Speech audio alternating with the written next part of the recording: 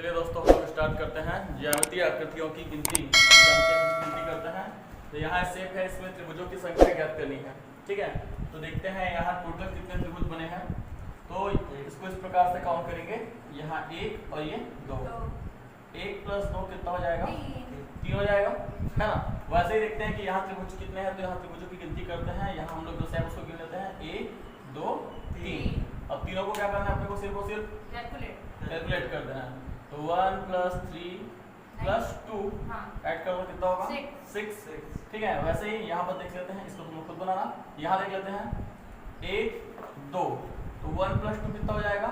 3। फिर यहाँ से काउंट कर लेते हैं 1 2 3 4। 1 + 2 + 3 + 4 ऐड कर लो। ठीक है, तो कितना हो जाएगा टोटल? 10। 10 + 3 13। तो यहाँ 13 जो है त्रिभुज बनेंगे। वैसे ही इसको आप काउंट कीजिए और कमेंट सेक्शन में बताइए कितना बना है। यहाँ हम लोग देखते हैं फिर से ज्यामितीय आकृतियों को गिनना। यहाँ भी हम लोग त्रिभुज ज्ञात करेंगे, है ना। तो यहाँ एक रेक्टेंगल के अंदर में ट्रायंगल बना है ना। चतुर्भुज के अंदर में त्रिभुज बना। तो यहाँ देखते हैं यहाँ त्रिभुजों की संख्या कितनी होगी। यहाँ 1 और 1 2, तो केवल यहाँ बस 2 हो जाएगा, है ना।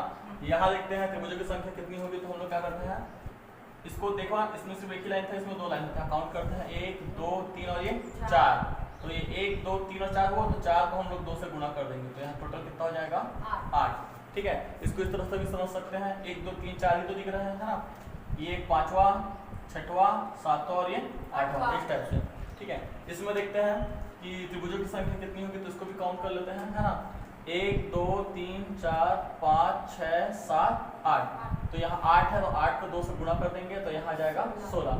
इस प्रकार से हम लोग जो है इस आकृति में त्रिभुजों की संख्या ज्ञात कर सकते हैं। दोस्तों, इस प्रकार के सवाल जो है प्राय एसएससी और व्यापक में पूछे जाते हैं। उसको देखते हैं कैसे सॉल्व करेंगे। इसमें आपको टोटल त्रिभुजों की संख्या ज्ञात करनी है, हाँ। तो यहाँ पहले हम लोग देख लेते हैं, यहाँ बस कितना जो है बना हुआ है कॉलम। तो 3 है, 3 रो यहाँ पर बना हुआ है। अब क्या करेंगे, इसको जोड़ लेते हैं। यहाँ 1 है, 1 और 2 3, 3 और 3 6, है ना। अब टोटल जोड़ते हैं, टोटल होगा 10। उसके बाद क्या करना है, नीचे से 1 छोड़कर ऊपर का 1 लेना है। तो ये हो गया 3। तो यहाँ पर हो जाएगा 10 3 13। ठीक है, ऐसे ही हम लोग दूसरा बनाते हैं। यहाँ देखते हैं कितना कॉलम है, 1 2 3 और ये 4।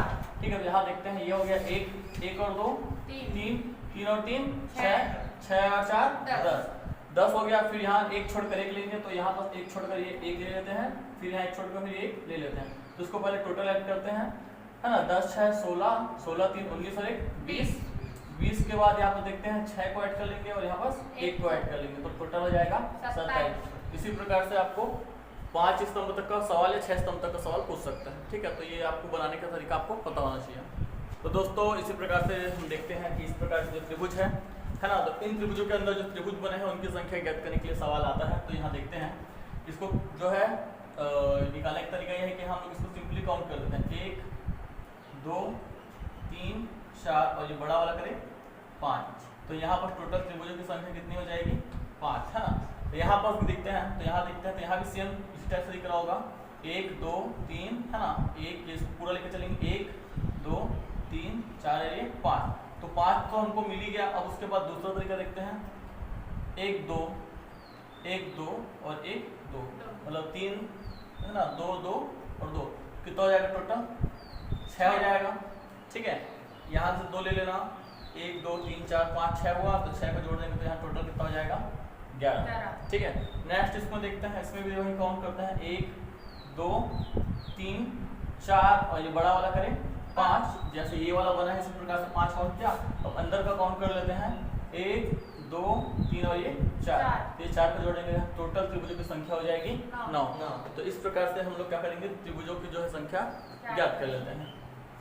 दोस्तों, इस प्रकार से जब सवाल आता है कि इसमें जो है तीनों में हम लोग क्या करेंगे, बारी बारी से त्रिभुज ज्ञात करेंगे। तो स्टार है, तो सबसे पहले क्या करना है, इसका साइड ले लेना। 1 2 3 4 5 और 5 को जो है 2 से गुणा कर देना। तो 5 दूनी कितना हो जाएगा? 10। ठीक है, तो इसमें स्टार की संख्या कितनी हो जाएगी? 10। ठीक है, या जो त्रिभुजों की संख्या है 10। वैसे इस टाइप से सवाल आया, तो पहले हम लोग क्या करेंगे, इसमें जो अंदर का जो ट्रायंगल है काउंट कर लेते हैं। 1 2 3 4 5 6। तो ये 6 हो गया। 6 होने के बाद वाला जो पहला वाला जो फॉर्मूला था, इसको काउंट करते हैं, है ना। ये 1 और ये 2, ये 2 हो गया। फिर पुनः इसको देखते हैं, ये 1 और ये 2, ठीक है। फिर यहाँ से देखते हैं, ठीक है, ये 1 और ये 2, ये हो गया। फिर ये छोटा वाला देख लेते हैं, ये अंदर का 1 है ना, ये वाला देख लेते हैं 2 है ना, और ये वाला 3 है ना। और उसके बाद देखते हैं ये जो सबसे बड़ा वाला है उसको ले लेते हैं। अब टोटल काउंट करते हैं, 6 2 8 2 10 2 12 13 14 15 और ये 16। तो टोटल यहाँ त्रिभुजों की संख्या कितनी हो जाएगी? 16। अब ये वाला आकृति को देखते हैं कि इसमें त्रिभुज की संख्या कितनी होगी। तो यहाँ देखते हैं, तो सबसे पहले क्या करते हैं, है ना, ये वाला मेथड से यूज करते हैं, ठीक है। हाँ, स्टार वाला। तो स्टार वाला यूज नहीं करेंगे हम लोग, थोड़ा सा इसमें थोड़ा अलग मेथड यूज करेंगे, है ना। तो जैसे यहाँ पर देखेंगे, इसको अलग अलग करेंगे तो हमको पता चलता है कि एक शेप ऐसा है और दूसरा शेप ऐसा है। तो यहाँ पर देखो 1 और 2 कितना हो जाएगा? 3। 1 और 2 कितना हो जाएगा? 3। तो 3 और 3 टोटल कितने हो गए? 6। ये जो है ना, इनको अलग अलग किया तो ये 6 हो रहा है। अब जो है बाकी जो है कटने के बाद जो हो रहा है उसको गिन लेते हैं, है ना। तो यहाँ देखो 1 2 3 4, ये हो गया आपका 4 होने के बाद यहाँ देखो 1 और 2 कितना हो जाता है? 3, है ना। ऊपर में भी वही करेंगे, 1 और 2 3, तो 3 और 3 कितना हो गया? 6। तो टोटल कर लो, ठीक है, 6 + 4 + 6 कितना हो जाएगा? 16। तो यहाँ पर टोटल जो है त्रिभुजों की संख्या हो जाएगी 16, ठीक है।